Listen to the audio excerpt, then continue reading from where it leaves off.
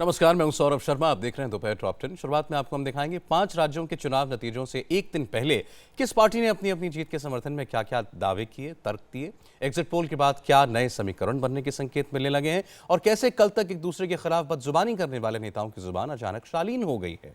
सबसे पहले आपको सुनाते हैं राहुल गांधी और रामगोपाल यादव ने यूपी चुनाव के नतीजों पर क्या दावा किया। कांग्रेस पार्टी और गठबंधन यूपी में जीतेगा और क्या कहना है? सर बिहार में भी एग्जिट पोल देखे थे मैंने। आप मीडिया के एग्जिट पोल देखे थे बिहार में? यहाँ पर 11 तारीख को बात करेंगे। 240 सीटें जीतने जा रहे हैं। जो बात आ रही है कि बीजेपी कह रही है हम आगे बढ़ रहे हैं। अरे कुछ नहीं, पता नहीं चलेगा। कल इतने वक्त तक बीजेपी वाला कोई चेहरा नहीं दिखाएगा। क्या तैयारी है सर आपकी? तैयारी क्या, वही तैयारी में जा रहा हूँ। तो आप कहाँ रहेंगे? दिल्ली में, लखनऊ? सैफई में रहेंगे। बस वहीं से, वही हमारा हेडक्वार्टर है। ये सब जो बातें आ रही है कि अखिलेश जी ने इंटरव्यू में कहा कि हमको जरूरत पड़ी तो बीएसपी का साथ अरे लेंगे। वो तो बातें होती रहती हैं, लेकिन हम स्पष्ट बहुमत प्राप्त करने जा रहे हैं।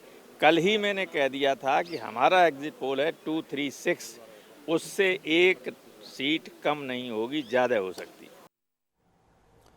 समाजवादी पार्टी और कांग्रेस के गठबंधन की तरह बीजेपी भी अपनी जीत के दावे कर रही है।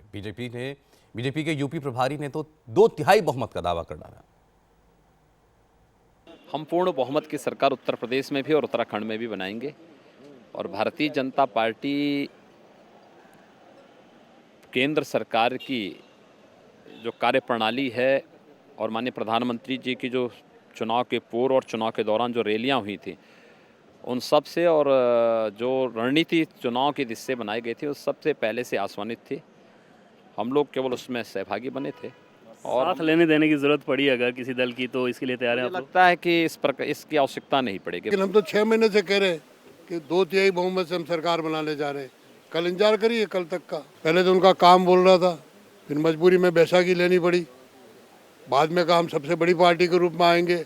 अब वो अखिलेश से पहले उनके चाचा बोल गए कि अखिलेश अकेले पे दोष देने की जरूरत नहीं है।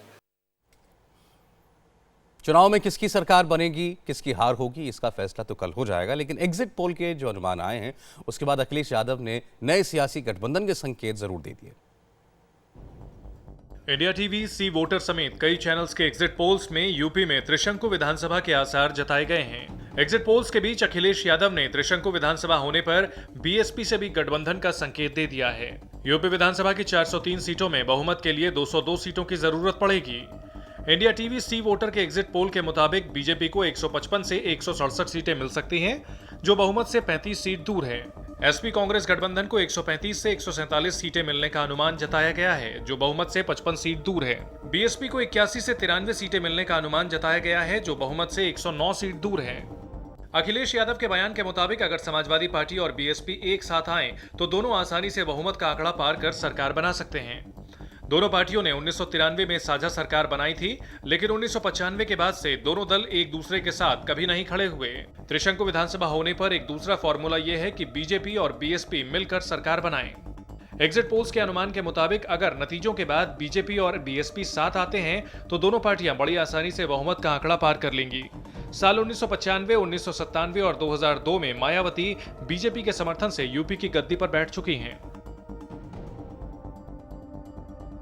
अखिलेश ने बीएसपी से गठबंधन के संकेत दिए तो कांग्रेस ने कहा कि उसे इस गठजोड़ पर कोई एतराज नहीं है, लेकिन बीजेपी का कहना है कि अखिलेश के बयान से साफ है कि गठबंधन चुनाव हार चुका है। हमने यूपीए सरकार चलाई है और यूपीए की सरकार में अगर तमाम ऐसी ताकतों को रोकने के लिए हमने एक वैचारिक गठबंधन किया था और उसी की पहल में जो ये उत्तर प्रदेश का गठबंधन था। और अगर कोई भी सभी लोग इस बात के लिए पहले तैयार हो जाते हैं और अब तैयार होते हैं तो उसमें मेरे ख्याल हमें किस बात की आपत्ति हो सकती है। अखिलेश यादव की यह स्वीकृति इस बात को स्वयं प्रमाणित करती है कि समाजवादी पार्टी अपनी हार को स्वीकार कर चुकी है। चुनाव लड़ने के पहले जिन्होंने अपनी हार मानी हो, कांग्रेस से गठबंधन किया हो, वही अगर चुनाव के बाद मतगणना के पूर्व इस प्रकार की बातें कर रहे हैं तो उनकी हार तय है। चुनाव में जनता के रुख को उन्होंने भांपा है, तो दूसरा सपा बसपा का गठबंधन हो पाएगा मुझे संदेह है। कल जो रिजल्ट आएगा, कल जो जनता का मत आएगा, उसमें निश्चित तौर से मैं कह सकता हूं कि बहन कुमारी मायावती जी ही मुख्यमंत्री बनेंगी। इस उत्तर प्रदेश की मुख्यमंत्री बहन कुमारी मायावती जी बनेंगी। चाहे एग्जिट पोल कुछ भी दिखा ले, कुछ भी कर ले, कल के रिजल्ट के बाद मैं दावे के साथ कह सकता हूं कि कुछ भी हो जाए, बहन कुमारी मायावती जी ही मुख्यमंत्री बनेंगी।